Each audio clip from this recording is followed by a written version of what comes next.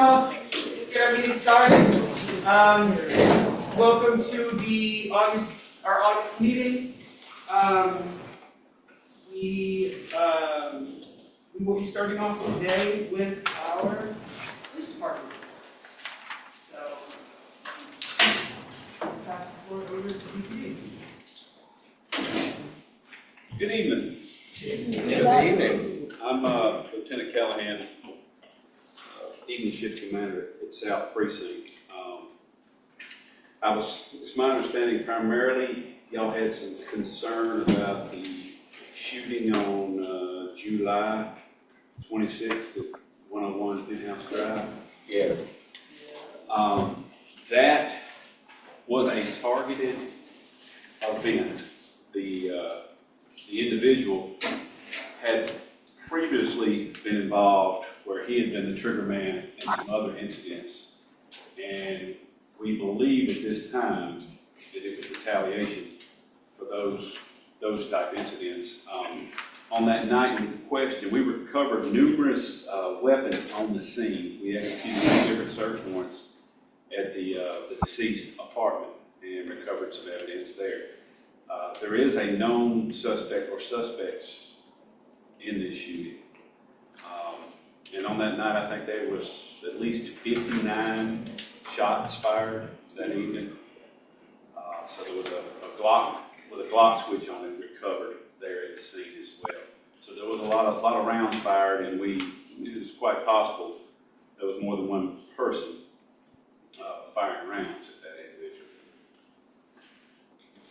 Is there any other questions that I may be able to answer on that particular one? There were also gunfire Thursday night, Friday night, the night of the death, and Saturday evening.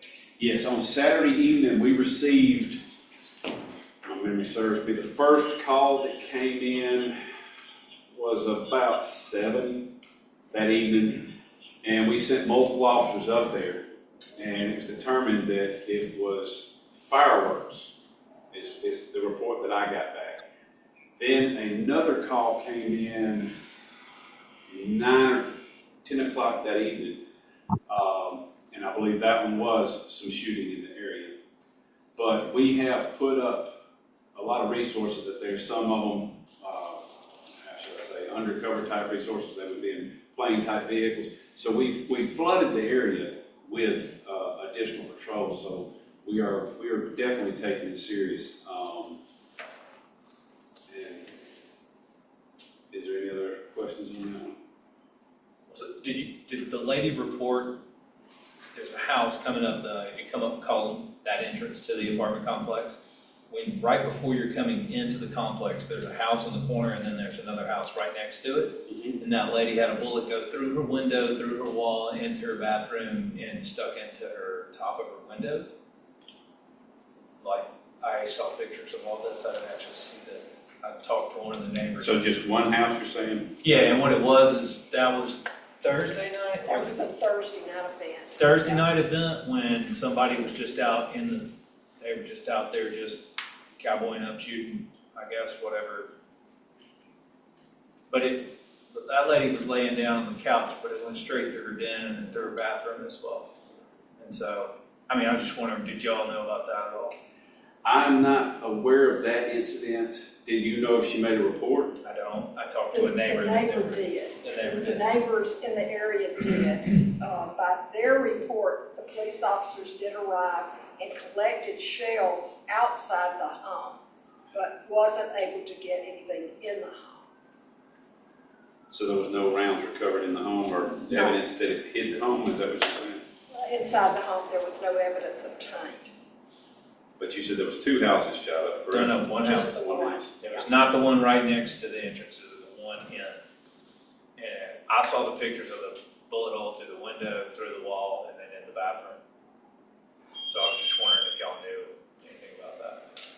Yeah, I'll have to check into that one, because if they didn't make a report on it then we probably wouldn't know. That's why we like to get the report so that we can compile all the data, and it gives us a better picture of what's going on. Because in some cases, even if they don't want to prosecute or they don't really want to make a report, sometimes we encourage people to have them go ahead and make the report, if nothing else, just as an incident like an FIO report, which would be an intelligence report. That way, that will be in our system, so if something does happen, we've got something to draw back from, as opposed to just start from scratch. So we like to have all the information that we can get. So I will check into that one and see if. This was around 10 p.m. that Thursday night. And by report. Do you know the actual address? It might be a little easier to find it. Or possible person that would have made the report. She prefers not to be involved. Yeah, I think because she lives right there at the entrance, I'd imagine she probably was kind of like not wanting to. So she may have not wanted to report then. I can't say. I've not been able, she doesn't wish to speak with anyone. I'm having to get secondhand information from a neighbor who was very involved that night. I feel like reports were made because multiple people said they had called it in. Because there was that much gunfire. So 10 p.m. on that Thursday. And we'll check into that and see if I can find anything on it, and we'll try to share that with y'all the next meeting. Kind of bring you up to speed on that. The mayor told me that y'all might be able to get fingerprints off the bullet that got stuck in the lady's window frame. Is that, I mean, can y'all really get fingerprints off a bullet that's been fired? Or is he like that, he watches too much television? Well, I'm gonna say anything is possible, but the chances are not very high to get it off a spent round. Now, if it's a drop round, I should say, unspent round, where, like I say, sometimes we'll on shooting scenes, they'll drop a live round, and you might have the ability to get it from that. But if it's a spent round because of the heat and different things like that, chances are it would be slim just to be able to get anything off of it. But what is good to have is when we like to collect them, because then you can do ballistic analysis on it or whatever, different things like that. So we do like to collect those type things for those very reasons, not necessarily on prints. At the last meeting, Officer LaCallie came and talked about the different robberies that had occurred in our neighborhood. Mm-hmm. That was the Southside Market, University, Laundry, and then the, whatever that, Southside. no, it's the other. Is that the one on the 18th that you're referring to, 1155 14th Avenue South? Yes, I believe so. And we never heard any follow-up if anyone was arrested about that. I don't have anybody arrested on that one yet, but let's see. The kangaroo. Two unknown black males pointed a handgun, took the person's cell phone. That might have been the Kangaroo gas station, just down from the UAB's police department. That was another one that had occurred.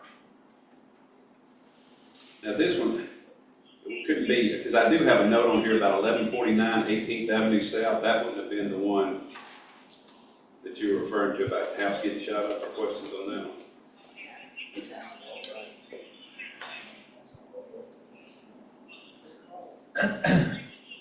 This would have been prior to July 1st.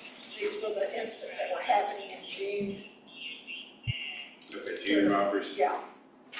There was a young man who robbed University Laundry, and then by their surveillance video, they said he was the same one that had been in Southside Market twice. I do remember that one now.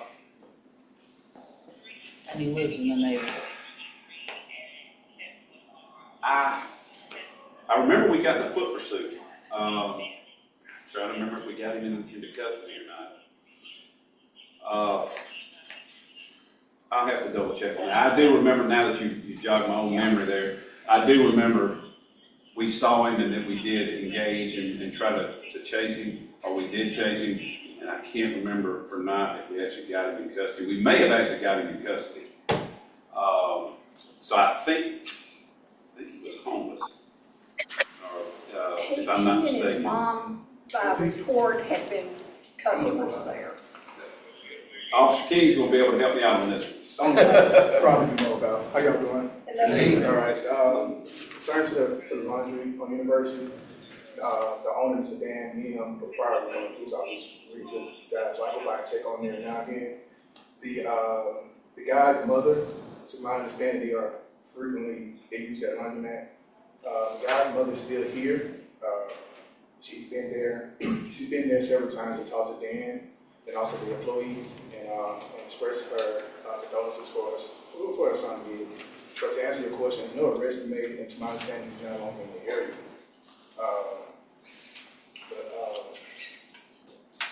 I go by there frequently, check on Dan and Sarah and all. So just to answer your question, that's the only thing I can know about. Well, thank you very much, that's helpful. And I do not have the stats specifically for Glen Iris. I know a lot of times we like to provide the stats specifically to each area, but I just have some rough overall citywide stats as far as burglary, we're down 1.4. Overall thefts, we're down 13.5.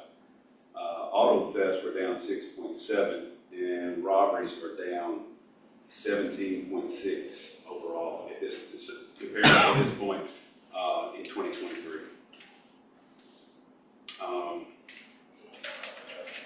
Is there anything else that I could cover? Try to help with? Did you say that was 2023? Yes, that was from comparison to where we were in 2023. So basically, August of 5th of 2023, we're down from last year. Because it's too hot to steal. Well, no, that does not stop them, because the criminals will, they don't take a season off, unfortunately. Violent crime usually spike in summer. Yes, it does. And for a combination of different reasons. I mean, you got people out of town, people going on vacations, kids are out of school, you got more people out and about doing different kind of activities. So when you put all those type things together, it does we usually have an uptick, and that's why we try to put more hands on deck during the summertime to try to keep some of that stuff at bay as best we can. Just out of curiosity, since private property is an issue for the police department, that complex used to be very nice, and that complex, Mountainside, used to be very nice, and is no longer. Are there any thoughts about, and I have no idea who the homeowner, or who the owner is, or the landlord, or whatever, but has anything been done about the possibility of attempting to hold the apartment owner liable or responsible for what's going on there? I have not gotten an update on that, but I would hope that I know in several situations here recently where the city has identified news from the underground. Serious problems. We've been filing lawsuits against them or anything like that we can. So in that particular case, I think somebody here talked to them, and the owner is from Tennessee, was it Tennessee? Knoxville. And so I would hope that we would use that enforcement arm, because we have the Nuisance and Abatements Act, and that place, I believe, would fall into that category. When you look at the number of calls for service up there and the type of calls that we've had to go up there, I would think that our legal department would be getting on that, but I'll get an answer on that to see if that ball has started rolling in regards to those apartments. Do you know anything that's said about that? Well, I asked the mayor about it. I asked him a lot of questions, and he said that they were going to get the DNAT group involved in it, because he said they didn't want to hurt the good people that live there, but they didn't want to get the owner's attention that this is serious business. With DNAT, they can confiscate the property and demolish it, which wouldn't hurt my feelings, but I'm sure if you lived there, it would be disconcerting. Yeah, and They are looking at, he said they were looking at everything, because this is the second murder In 1 year. in a year, and, both people shot in cars, so it may just be a coincidence, but it may not be. And he said they suspected drug activity was going on up there. I guess nobody reports it who lives there until somebody gets shot. Yeah, and our narcotics team, that was one of the search warrants that was served that evening. Because of course homicide did their search warrant, and simultaneously narcotics had a search warrant that they executed at that spot. So yes, drugs were involved in that type of situation, unfortunately, which is quite common. To go along with drugs is that type of violence and shooting. They go hand in hand, unfortunately. I'll tell you, the traffic that goes to those apartments, it seems like there's twice as many cars going there as there are people who live there. The traffic is just unbelievable. You know, they go in the back way, they don't go in as much up by the Vulcan Trail gate. Mm-hmm. They go around that back way and go in, and it's just a constant stream of cars and trucks. It's amazing. And that is usually one of the telltale signs that there is the activity going on there. So we will keep an eye on that and see what we can kind of do. And I don't know how this situation may have changed the amount of activity that they're getting up there. When you take out somebody that's that prominent in the area, sometimes that does change the amount of activity. It has not. Unfortunately, there's somebody always out there waiting to take somebody else's place. And, unfortunately. I have another question. When they were talking about the backdoor entrance, with what has been done in Eastlake, blocking off streets, perhaps blocking off back entrance to the complex might be a first step. We own Green Springs and 19th, would not wish that, because it's all gonna come down on us. Well, I'd rather have them not have any way out, and Well, therefore not go. Yeah, most of the traffic that's going up there is coming up Green Springs first, because I And then watch going up it. the back entrance. Yeah, and then they go up whatever that is, 17th maybe. They do a right turn there and go on up, and but it truly is constant. Poor Green Springs Avenue, where are our speed controls? Amen. Right now, they're being held up by the gas company.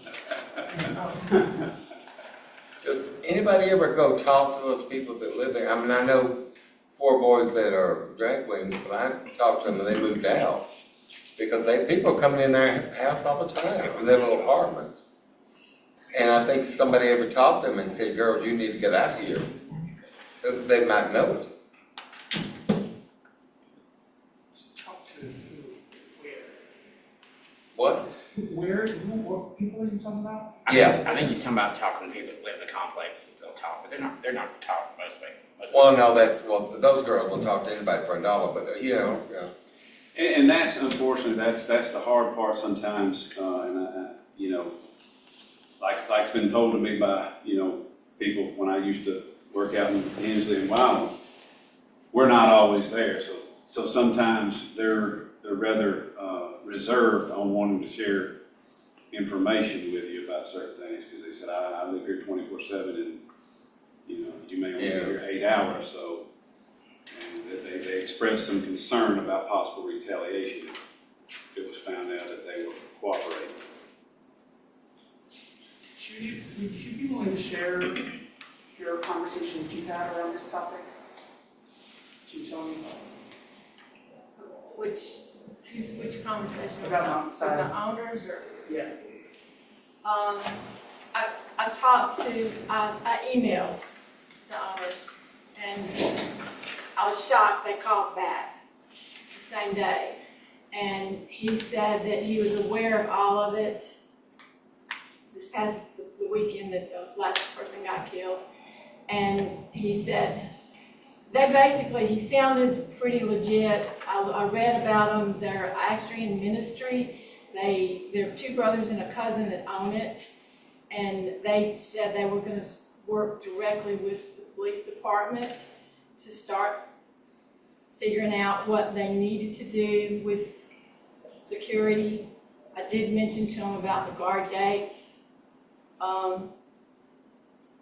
Basically, he was very accommodating. He was very upset. First, he started out with condolences for my nephew, but he knew about that.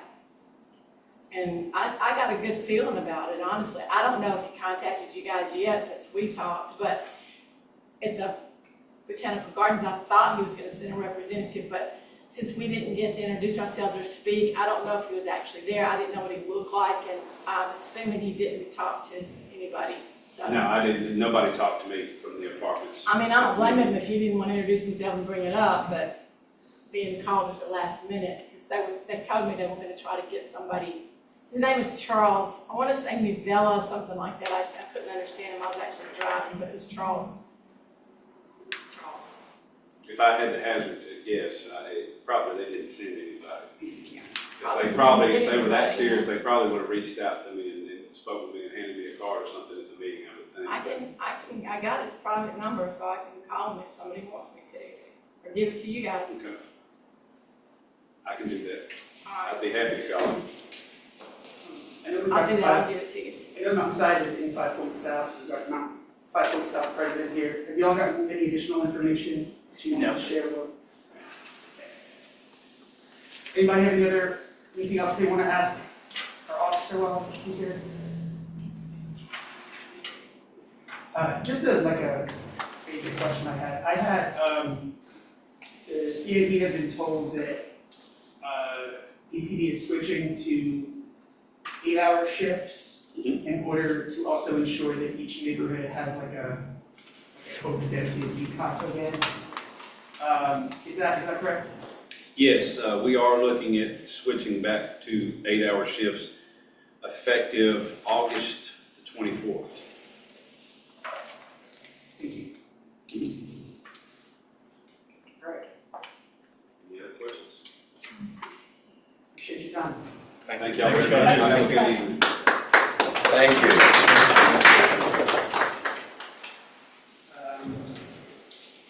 All right. I don't believe we've got, is anybody from Birmingham Fire Rescue that I saw? We've got community resource for Southside Library is here. So Councilor Abbott, I will pass the floor to you.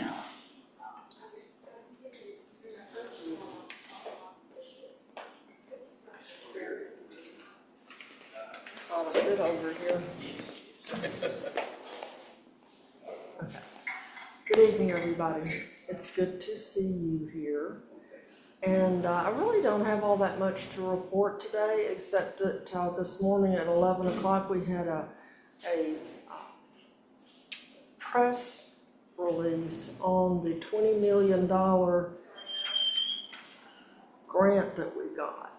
So this is for job training, and it's going to set up a whole network of job training, child care, the whole 9 yards to help people who, we have a huge number of people between the ages of 25 and 55 who don't work. And the idea is that if they were trained to do something, they could get a job, and then they wouldn't be non-participant. Sir, news from the underground. Exciting world of employment.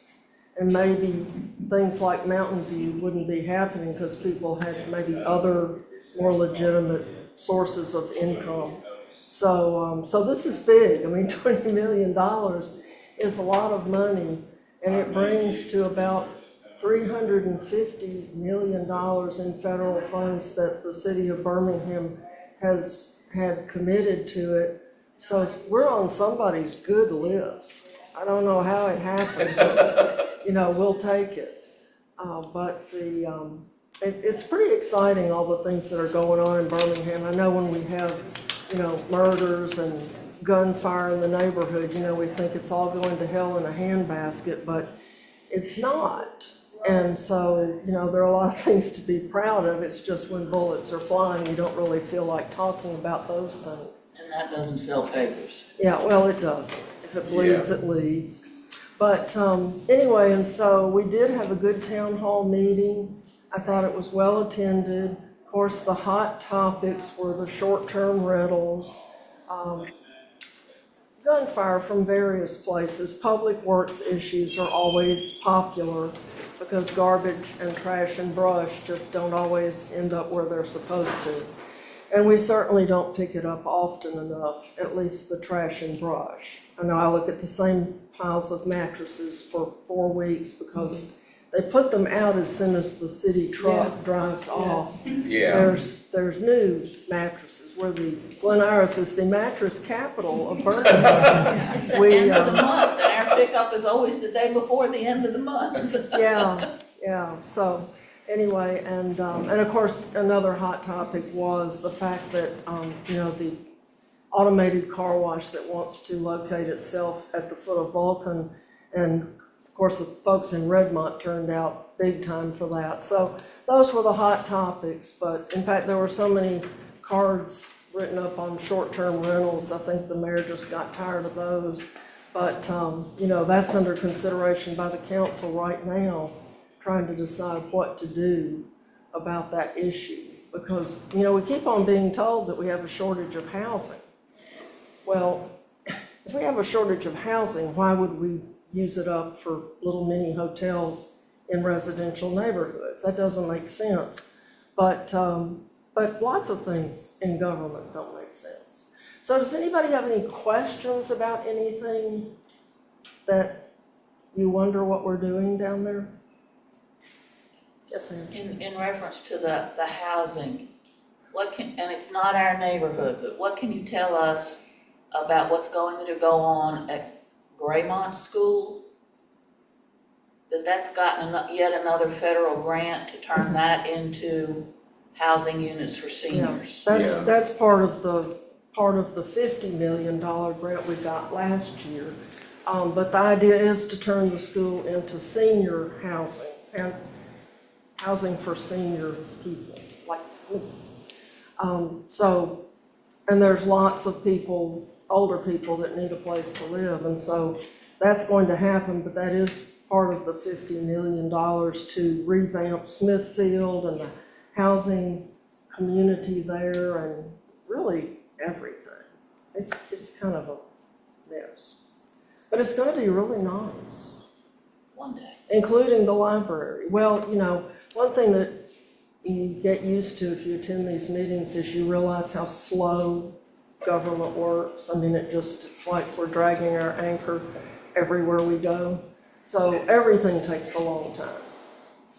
Even buying something for a school takes a long time. So I was surprised we actually approved the money for the band instruments so fast, but it will be interesting to see how fast they actually get any band instruments. Or fix Bessie Estelle Park. Yes, well, Bessie Estelle, yes, that's another, but we're working on that one. That one's going to happen. It's going to happen. I'm just going to keep saying that. But, it's not going to start next week. And we did find out, I met with the capital projects people last week, and we had been told that the Richard Arrington Jr. Boulevard Road Diet project was going to begin in August. That was what James Fowler announced at a council meeting. Well, it turns out that it won't. It won't be bid until next spring. And it's an ALDOT project, which is even more exciting. The Green Springs project and the Richard Arrington Jr. Boulevard project are both ALDOT, because they're ALDOT's roads. Yeah. So that's more excitement for us, but they're going to happen. We've allocated the money. So, anything else? Please tell the mayor we congratulate him having the baby finally. Okay. I'll tell him that you congratulated his wife for having. Oh, his wife, really, in that pink dress, yeah. Yes, and the pink. Did y'all see the picture of him in the hot pink? I asked him, I said, where else are you going to wear that suit? To like a city council meeting one day. He's the only man I know that has a hot pink suit. Well, you're right there. Yeah. So, yes, ma'am. So the district meeting, for those that could not attend, it was recorded and you can access it through the Birmingham City Council Facebook page. It's about 2.5 hours. Yeah, it was long. Which, it was very long, but at least you'd be able to see it. But on a more personal note, I would just like to say for our neighborhood, we express our condolences to you and the loss of your mom Yes. last Monday. Yeah, And you were in our thoughts. bless your heart, yeah. Thank you. Well, she was 101 and a half years old. Oh. And I think that she chose the right place to go.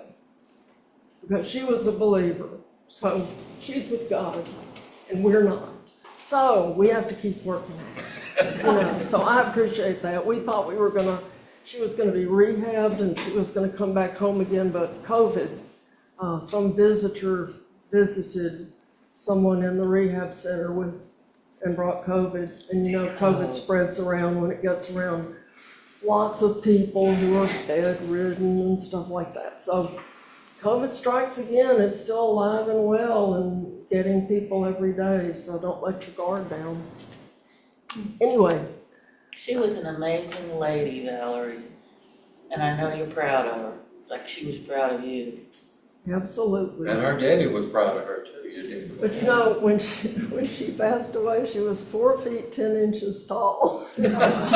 She went down 2 inches.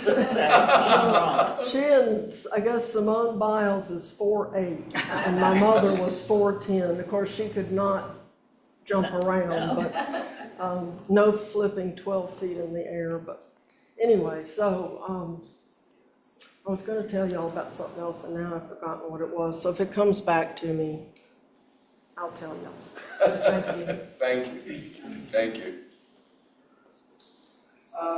So Brian just entered the room.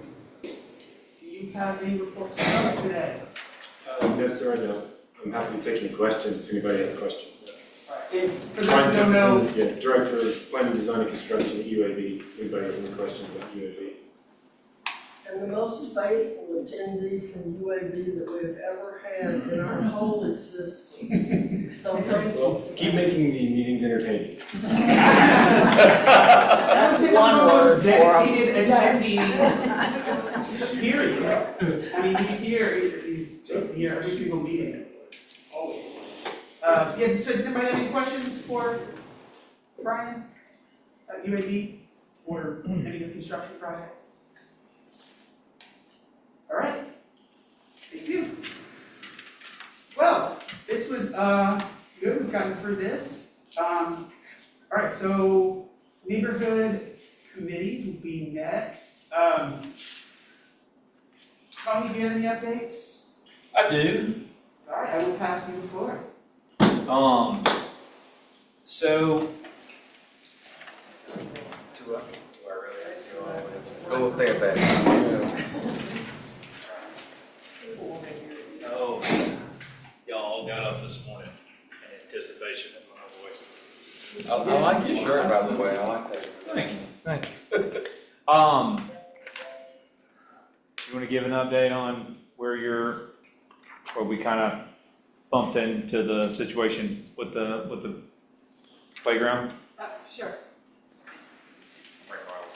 Yeah. This will be quick.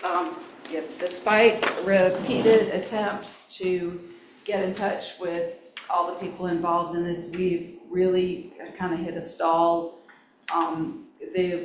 The lady who was paramount in kind of starting the whole project has stopped responding to us. So I think we're going to try to work around her. And Parks and Rec have not been responding to us. So we're going to try to work around some of those people and go back to somebody who has retired from Parks and Rec and see if he will help us get Parks and Rec to respond. Because it's such an important project that we really want to push it through. So Rob and I were talking about Which playground? Maybe we the, could call. right here across the street. Maybe we could call a meeting with Let's see, Steph. everybody. I don't think Park and Rec would blow us off. That would be great for some help, because we've tried If multiple everybody got times. together in the same room, it would be better anyway. Who's we? Beg your pardon? When you say we could all come together to see, do you mind clarifying who you were? Well, like people interested in the playground in Bessie Estelle Park and people at City Hall who've been trying to get movement on that project. They seem to be having trouble getting anyone to respond to them. So I thought maybe if all of us asked at the same time, then we could get a meeting. And maybe they would share, because we've seen the plans and everything. We know what the plans look like, we know who they hope wins the bid.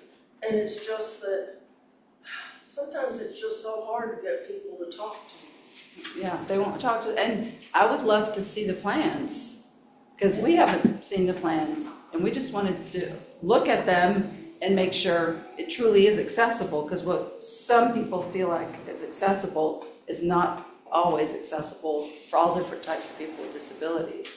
And we've asked to see them, we haven't seen them. So if you could help, that would be wonderful. Okay, well, I'll ask Dr. Lee to jump on it and see if we can't get someone to agree to meet with us sometime. I mean, it doesn't have to be next week, but let's have. Yeah, if we could have movement forward, that would be. The former retired employee, talking about Stanley? Mm-hmm. Yeah.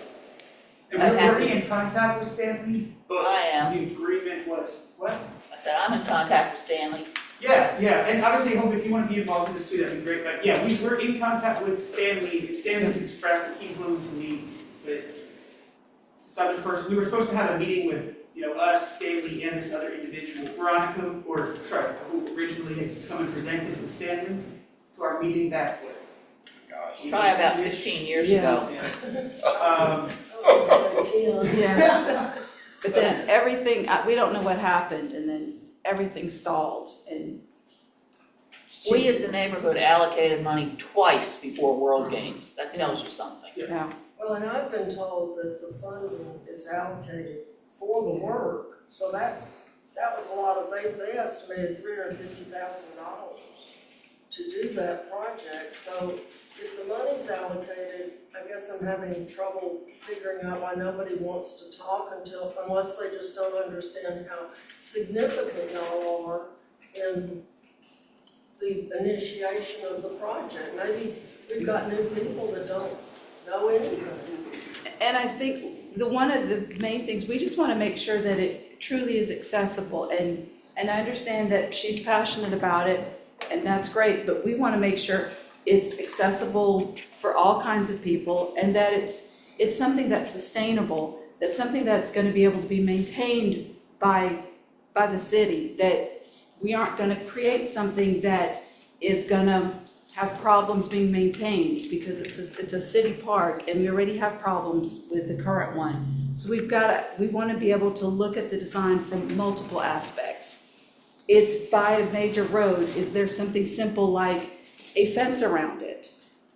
I would like a team looking at it. We don't want just one or two people looking at it through their lens. And so there's just lots of things I think that need to happen with these designs. I don't want just one or two people keeping the designs and deciding on their own. And that's what I'm afraid they're wanting to do. Valerie, does the city have a replacement for Linda Coleman? Not that I've heard, but a lot of times people are hired and nobody ever Nobody knows tells that. them. Linda Coleman was the ADA compliance officer for the city for about 20 years. And if you wanted to bring somebody in on your own just to take a look at what they're showing you, she'd know. She's retired. She's the If state the city senator. has somebody, that would be great, but I also, in addition to that, obviously release the city, like, their expertise. She retired from the city, but she's still active in the state. Work on Yeah. other playgrounds in other, cities, so.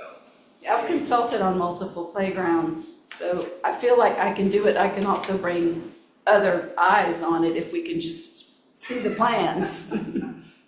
But yeah, if we can just get some movement forward, I can look at it, I can bring other people, other sets of perspectives. If we can just get moving forward. Okay. Seek forgiveness, don't ask permission. Yeah, we'll get on that and see what they need before they can meet with us and what we need, because We probably have the plans that we were sent, like on our computers, and probably could send them to you, you could start looking at it. But, you know, and the reason I'm being sort of fuzzy about it is that the city council isn't allowed to talk to city employees without permission, so you have to get permission first. Okay. But we can do that. Okay, that'd be great, and Rob has my email. Thank you. Thank you.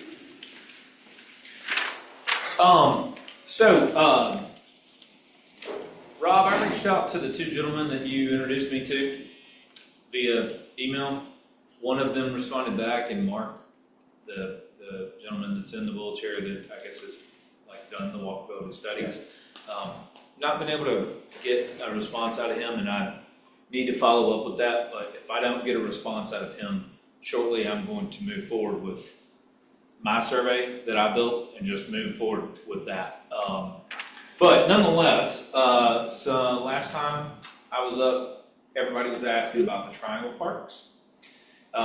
Through going to the town hall, I saw a past resident who is active in natural native plants. She has gotten very involved. Some of y'all know Lainey DeJong, who is the owner of Rojo. So Lainey passed the lady with the botanical gardens, who the botanical gardens has a program where they are granting communities $500 grants to help with beautification projects. And so we have been asked to participate in that. I have the form that I just wanted to tell everybody about it today, that we will need to build a plan for what we're going to do there. That would score us $500 towards our Triangle Park effort. I'm talking to Hope and Scott, that I know have been involved with it before. We're gonna get something together on that and hopefully get something more attractive going on than our current weed infested triangle garden that welcomes people when they come to our. It's been bush hogged once. Yeah. Well. It does have a sign that says it's a garden, but it doesn't look like one. Yeah, I rode by there today on my scooter on the way over here. The first time I came to this meeting at 6, which is not at 6. And so I was able to like pull up, and I was searching for. I couldn't really. You can't even really see through it. So anyway, we're going to build a plan around what we're going to do there. They actually offer some design and You can development. look at what was designed by the master gardeners who planned that thing after coming to 2 meetings, talking to the neighborhood, listening to their suggestions. And neighbors volunteered plants, volunteered work. It was a long process, and it was one of those things that ended up, the upkeep of it got lost in COVID, because it was built, was designed with the help of UAB, would not have been done if UAB hadn't stepped in, because the city refused to help us cut the concrete. They wanted us to buy the diamond tip saws, because they said they didn't have them. And they cut the concrete, and they provided the fill dirt that went in. We bought the topsoil. Based on the plants and the problems with that area, the master gardeners drew up a plan and put in pretty much everything that we asked for. And for about a year and a half, it was okay.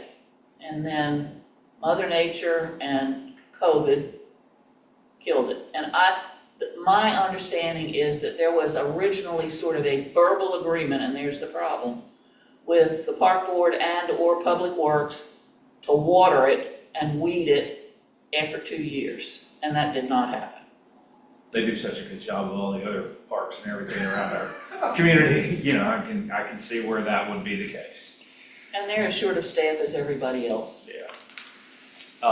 Well, so if you have that plan, you have access to that, it'd be great to have Bottom drawer of my that. Save a filing lot, cabinet. because I'm not a master gardener. I will just get this together so that I'm gonna go ahead and go online and accept the application or accept the invite. And then we'll all have to get, the thing is that it has to be, this is what we need to decide.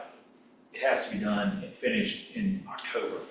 So we are Which is the. we are almost in October now, even though we've just got into August. I know that goes, it's 2027 next January, so. So anyway, that is, that's something that's positive. All has come to light, and that's about where I'm at on things right now. So, any questions? Botanical Gardens, the $500, is that just cash money, or are they providing any plants that we may can use, or No, any help, or? So they do offer, what they say in here is that this is the pilot program to empower organizations like ours, and they will provide $500 funding awards to participants who are willing to partner with them and imagine, design, and create a project that reflects a desire to see the development of the shared points of health, connections, and pride across our city. So, if you, but nonetheless, they'll give us $500 and we'll come up with a plan. And I think more importantly is that if we're going to do all of this and put all this effort, that there needs to be obviously people that help during this effort, but then we gotta have there needs to be a committee of folks that share the going by and putting water in, going by and pulling weeds and things like that. Because one of the things that you who have not been here long need to know is the only reason that place ever got watered was because Don Tacone allowed the neighborhood to leave 200 feet of hose curled up in his garage, and we could hook up to his water, which he paid for, to keep those plants alive. And it helped a bunch. And he now has health issues which restrict how often we can have access to the hose. Can we go ahead and just weed that whole area? Because it's horrible. yeah, I mean, I think we can go ahead, we can do whatever, I mean, I think we I'm can, talking like a weed eater. I don't know that I see You need to pull 'em. anybody going in there. You're gonna have to pull it, you can't weed You eat. can't weed eat it. Well, Otherwise it'll just grow back. The city went in and bush hogged it, literally bush hogged it, and cut down everything that was in there. It's a wonder they didn't wreck their bush hog, because there are boulders in the center of all that mess. So I guess I would ask to Tony's question, I'd like to ask two questions. One, is this a project the neighborhood would like to see be a dedicated project both now and in the future for our neighborhood association? Yes. Yes. Just, can I get just generally raise your hands? It's not a vote or whatever, I just want to see okay. Seems like the answer is yes. Who, out of those who raise their hands, thinks they'd be willing to come volunteer, say Again, at least for an hour, at least twice a year, to make sure that it stays beautiful? there, that is the. Okay? Cool. I think that is enough people to be able to keep that maintained. And I will be more than happy to survey the neighborhood and do a sign up and manage a crew of people and their, hey, it's your month to go by, that kind of, to get something together to manage it. I'm not taking on the garden myself because I'm on the beautification committee, because I'm bad about doing that kind of thing. I'm making sure that I don't do that personally. Can we add one more little triangle part to that? Right there where Green Springs Avenue, where the three-way stop is? Yeah, that one's on the list. That one's much easier to Well, Mike and Sue Ellen Gray planted iris in there. The city gave us a crepe myrtle tree, which is doing well.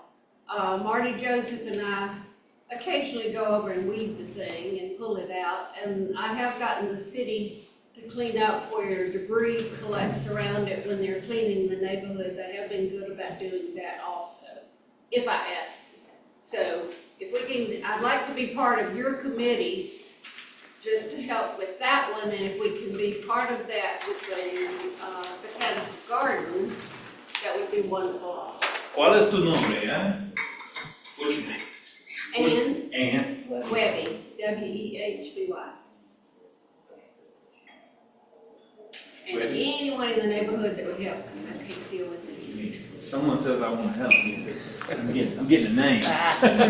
You wanna. All right, anybody else? Thanks, Tony. Thank you. Sounds like we got some good projects, long-term for our, now and long-term for us, the committee to help forward.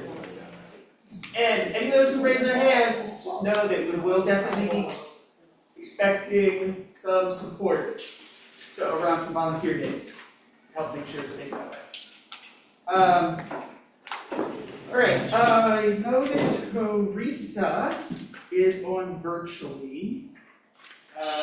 She was having a hard time getting off mute, and I've got the report if you want to give it. Okay, great. Short and sweet, the ARC building is still for sale. There's been no updates about that. We've had many people complain about other encampments in George Ward Park. The appropriate officials have been contacted, and they did remove that encampment this afternoon. The mayor and Public Works did speak to that at the district meeting about the different parks that have been abused by the unhoused. At one point in the 5 Points neighborhood area, Brother Brian, they had 2 groups of a day going in and cleaning that out. That's made a huge difference now that CAPS has been in that area. They are also doing the same thing in our area. So they are very much watching George Ward Park and trying to humanely go in, give warnings, offer services.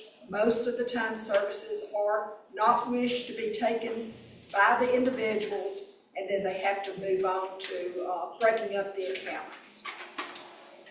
Does anybody have any questions for Becky? I do. Well, I'll get an answer. Who do we give the credit for those cute little signs on 21st across from Art for kids playing? I don't know. There's about 3 or 4 out, and they're just really cute, and I was like, that's great, because all those kids that live in that complex are always playing soccer. The sanitation department took the poor kids' soccer net. We kind of felt bad about that. I don't know why they threw it away, but they did. So now the signs are out there, and I just wonder who we give the credit to. Have y'all not seen them? I saw them today. They're cute, The aren't first they? time. Yeah, the little green men. Well, if you find out who the credit goes to, I guess let us know. Well, we come to the neighborhood meeting. Speaking of, I know that you have, 2 meetings ago, of course, the neighborhood had approved a rezoning on your property. Would you be willing to give just the update on where that is at? There's a meeting for the last meeting on August the 13th. I asked my brother to be a representative for me because I will not be in town. So we're just waiting on the last meeting. But so far it's been good for me anyway. Thank you. And that's, is that planning and zoning committee? Yeah, it got out of committee, but it still has to be approved by the council. The city council. Oh, the August 13th meeting is going to be the city council meeting. Okay, great. So if anybody feels so moved, it's been recommended by all recommendation bodies, but August 13th, 9 a.m., 9:30, I think is the technical start time, but if you want to be sign up anywhere at 9, either at 9. Thank you. Thank you. Okay, also related to zoning, I don't know, first off, I don't know if this got brought up at the last meeting or not, but the north side, south side framework plan was officially adopted by the planning commission, so that was approved. The next step is the zoning, the actual zone. And I know that that's been where a lot of people's biggest concerns were, was what would actual zoning look like. So while we were the last to, well, tied for last, but to have our framework plan adopted, we are going to be the first that they are going to be looking at for zoning. So that is positive. So they have already, PEP has already reached out to both Respondary Alliance, who's the community president for Northside, and then myself as it relates to Southside, about scheduling the first input meeting. have currently proposed, this is not finalized, but I think it will probably be set, so that's why I'm gonna go ahead and maybe save the date. Tentatively looking at the second Thursday of September, I believe that is the 12th. And they are hoping to have it in protective. I will let folks know as soon as that is when and if that's solidified, and obviously if that's gonna be at that date, that would be before our next meeting. But just wanted to let folks know. That would be after our next meeting. Yes, it would be, I think, 3 days after our next meeting, if it ends up having to get on that date. That's September 12th? Tentatively, yes ma'am. So, I've also asked, I know that, I'm also hoping that they will come to the next CAB meeting and do like a presentation, because obviously all of this has been 10 years in the making, around rezoning all 23 communities, the entire city, I think the entire city into the new zoning code, zoning ordinances. So that is upcoming. Does anybody have any questions about that? Okay. I will keep you all updated from there. Also, as it relates to stuff related to CAB, I know that Councilor already brought up the short-term rental ordinance. I know I had submitted a comment via email, and one of the